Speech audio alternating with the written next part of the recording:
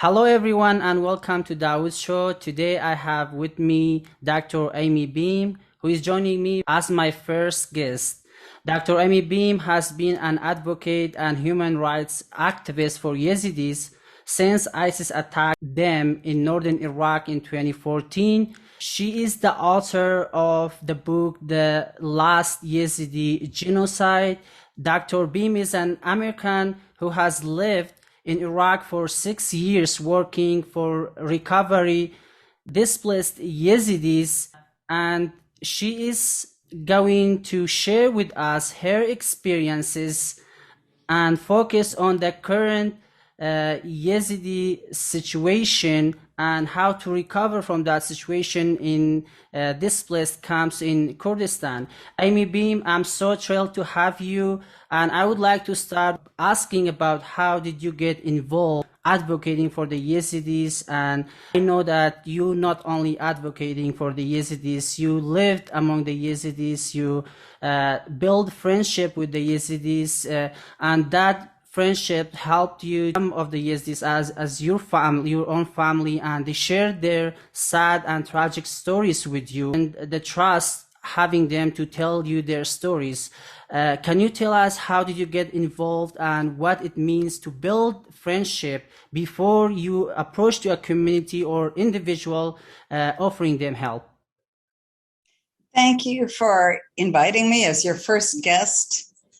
I hope that you launch a really good talk show series, and I'm sure you'll have thousands of people who tune in to listen all the time. So I'm really honored, and I'm honored to talk to you.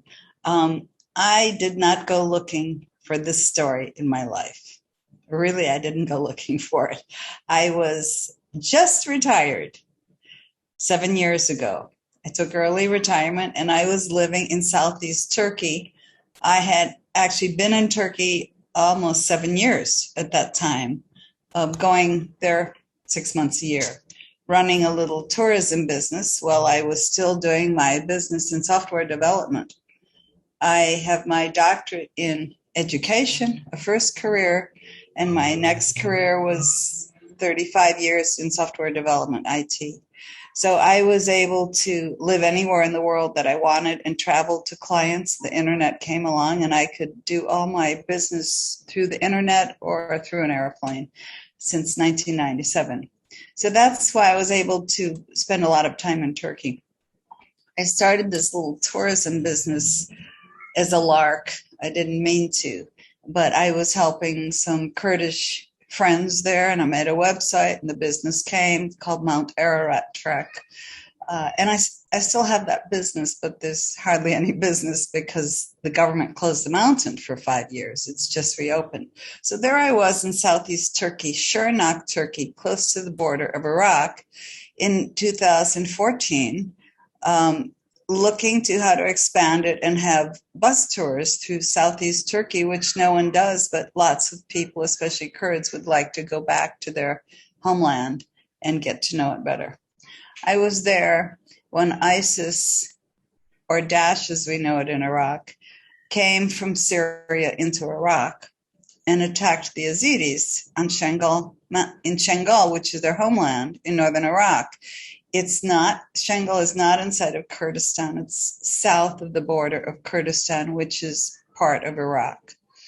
So the Yazidis fled in that one day, August 3rd, 2014. We're coming up on the 7th anniversary, 7th year. And 25,000 of them, they did not stop in the safety of Kurdistan, Iraq. They kept going. They went over the mountain by foot, most of them, into Turkey. And that's where I met them.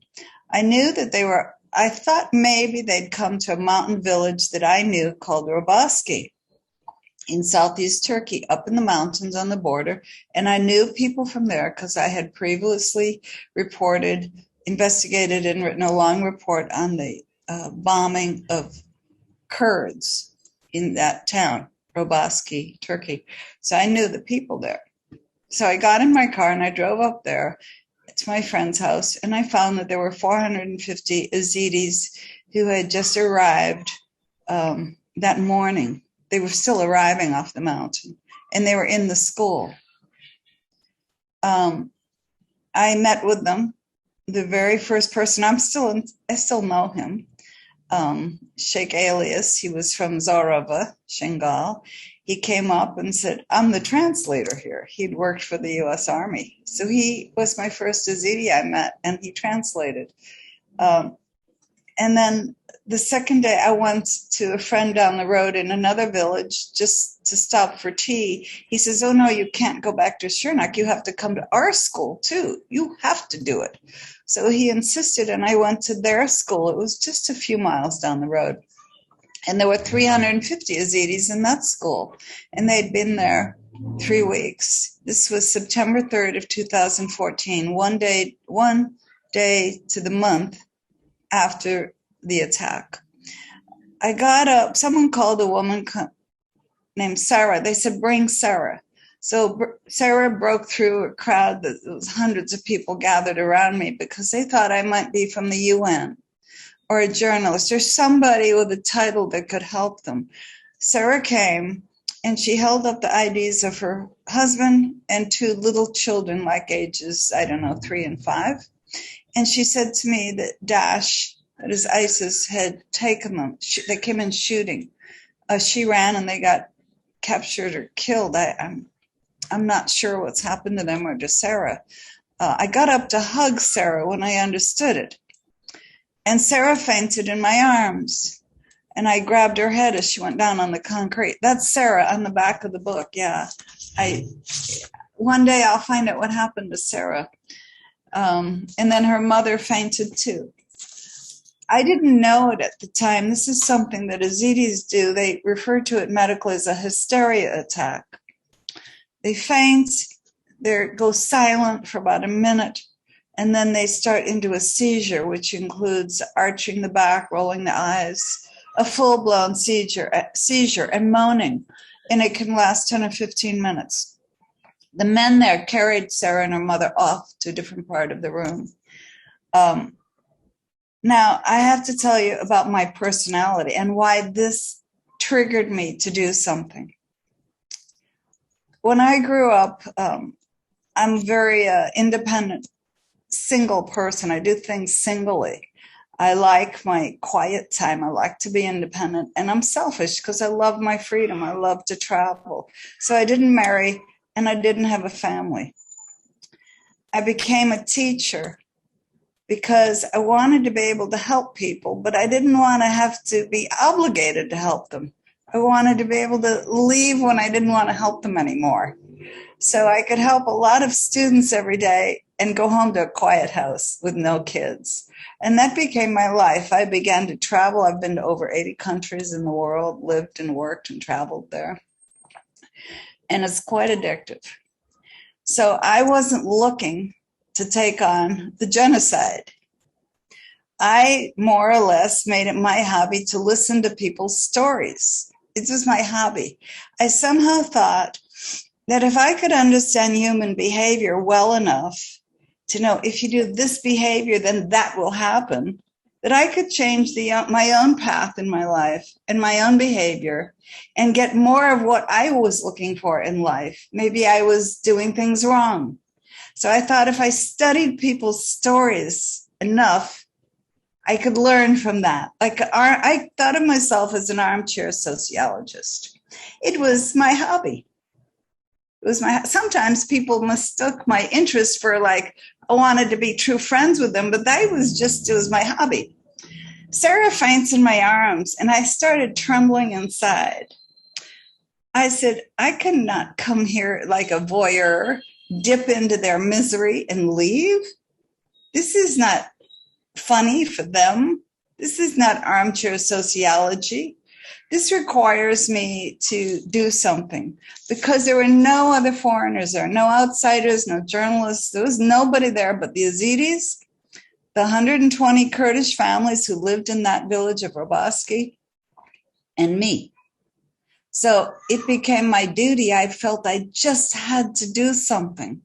And I never, even to this day, I never made a commitment that I would keep doing this tomorrow. Every day for 7 years, I'll be honest with you, I go to bed at night and I said, I'm done. I can't do this anymore. And the next day I get up and I keep doing it And can because I I add? couldn't walk away from Sarah and the Yazidis. They became my story. And a strange thing begins to happen inside a person. When you decide to help, you help a little bit, a little bit, a little bit.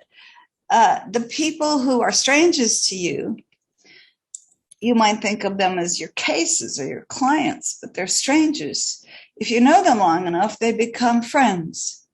And if you continue to know them long enough, they become your best friends. And then they become your family.